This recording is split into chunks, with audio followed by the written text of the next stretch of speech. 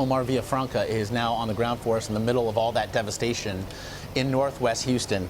And Omar, it's hard to imagine that things could get worse, but how are the conditions today compared to yesterday? Well, there's no rain out here, Josh, but right now we're starting to see some of that runoff fluctuate up. Let me step out of the way. A rescue boat just pulled up right now. As you can see, residents that were in a nearby apartment complex have been being ferried out by these rescue boats, and they're put onto these constable cars here, and they're basically taken to a shelter. People that we've talked to who've actually got off these boats, they're only able to grab some clothes, maybe a pet. That is about it. We talked to one man that the first thing he grabbed was his medicines, and boom, he got on the boat. We've probably seen about 4 or 5 boatloads at this point. We actually saw a mother carrying her child who was just a few months old. One of the constables actually told me that there was a 2-week-old baby that was rescued from the nearby apartment complex.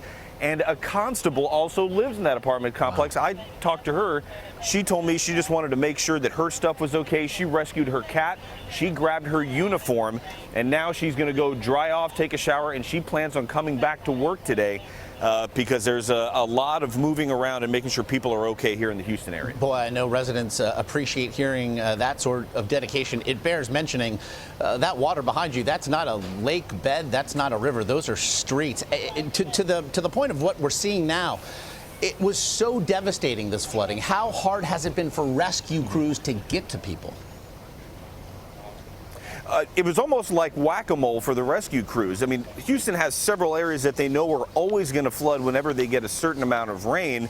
But when you get as much as 20 inches of rain in certain parts of the city, there's not really a drainage system that can handle that much rain that fast. So constables, you had police departments, everybody, you even had residents that had boats were going out trying to rescue people. We were at a different part of Houston yesterday afternoon. There were people who were on air mattresses, you know, dragging their family members down the street. It looked like a ship canal, but it was actually just a main thoroughfare. And for people who don't understand, this is flash flooding. So you can have 4 feet of water 2 hours later.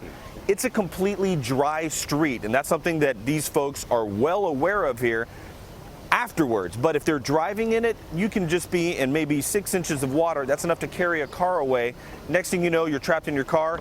It's 2 feet tall, and you can become a statistic very fast, Josh.